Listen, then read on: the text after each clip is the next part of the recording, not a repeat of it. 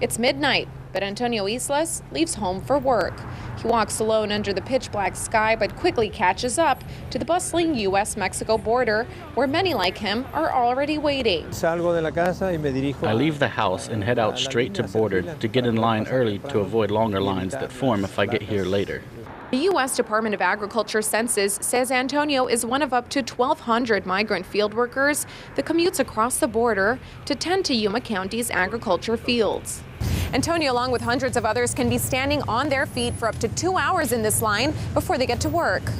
But the wait at the border doesn't end there. Once they get across, the city of San Luis comes alive early in the morning. While some grab a bite to eat, others try to catch some sleep before their big day ahead. Estrada says we suffer a lot in the fields. We suffer a lot because we only sleep a few hours, if that.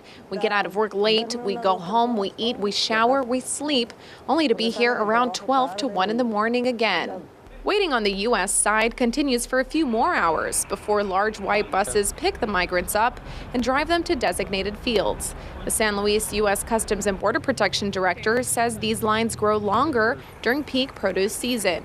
The higher volume of people crossing between November through January causes the lagged entry time, but added work in the ag fields demands for more workers. So while some find the schedule hard to endure, Islas doesn't mind. It isn't hard on me. I know the work is hard, but personally I like it.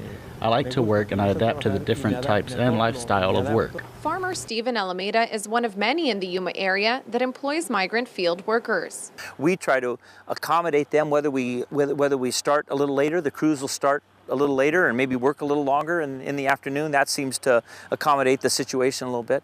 And hopefully some companies start early and some a little later, so it breaks up that crossing so not everyone's trying to cross at exactly the same time. U.S. Customs and Border Protection agents are working on a plan to help alleviate that pedestrian traffic. Come 2015, an expansion project will add lanes and kiosks to help the field workers get across quicker. Reporting in San Luis, I'm Ella Sogomonian.